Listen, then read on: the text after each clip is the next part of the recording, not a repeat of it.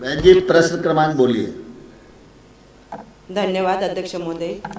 मेरा क्वेश्चन क्रमांक 1949। माननीय मंत्री जी। माननीय अध्यक्ष महोदय, जवाब पटल पर प्रस्तुत है।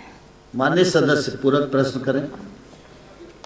मेरा प्रश्न इस प्रकार से पूरक प्रश्न रहेगा। माननीय राज्य मंत्री द्वारा मेरे तारांकित क्रमांक 1949 बैठक उत्तर दिनांक 17/3/2025 के अंतर्गत दिए गए प्रश्न उत्तर में निवेदन है कि पड़ोसी प्रांत गुजरात के अनुसार मध्य प्रदेश में भी उपजाति नायक को अनुसूचित जनजाति में दर्जा दिलाए जाने संबंधित कोई कार्रवाई करेगा?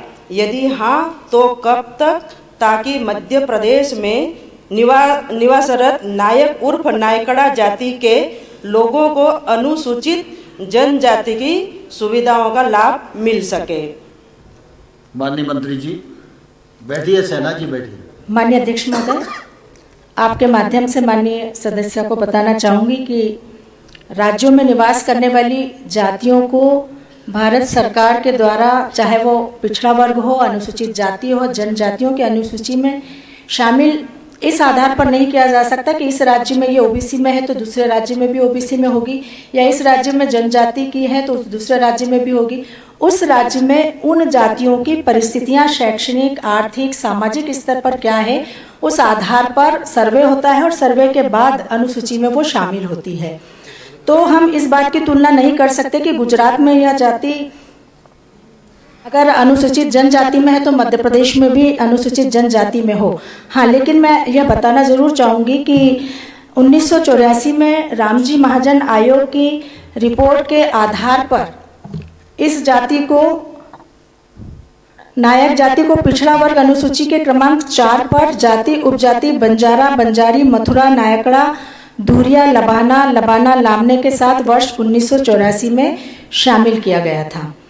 अब जहाँ तक बात है कि अगर इन जाति के लोगों को अनुसूचित जनजाति में शामिल होना है तो उसमें उनको प्रयास करने पड़ेंगे, एक प्रक्रिया है उसका पालन करना पड़ेगा, और उस प्रक्रिया के तहत जाति समूह को के प्रस्ताव को मध्य प्रदेश राज्य अनुसूचित जनजाति आयोग को उनको देना पड़ेगा।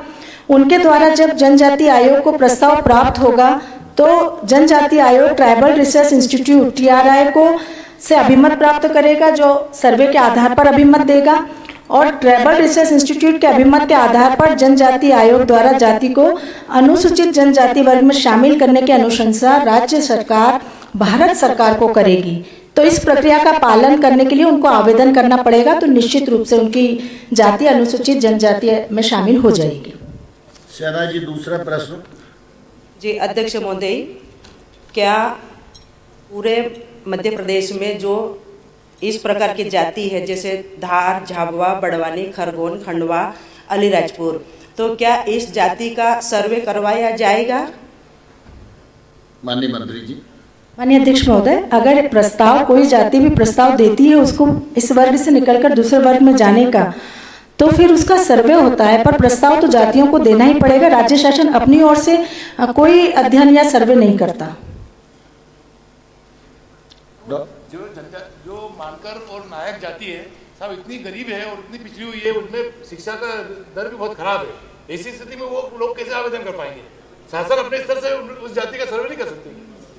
ये अन्य राज्यों में भी लागू है, जैसे गुजरात में लागू, उसी पैटर्न पे हम हमारे मध्य प्रदेश में भी इसको लागू किया जाए तो उन जातियों का, इसका अनुसूचित जनजाति की हर योजना का, हर अधिकार का उनको लाभ मिल सकेगा।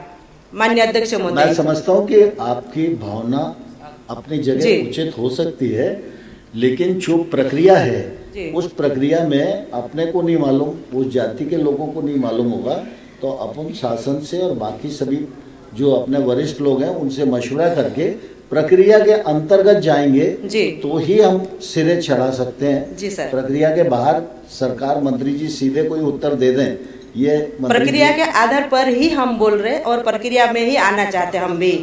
प्रश्नकाल समाप्त।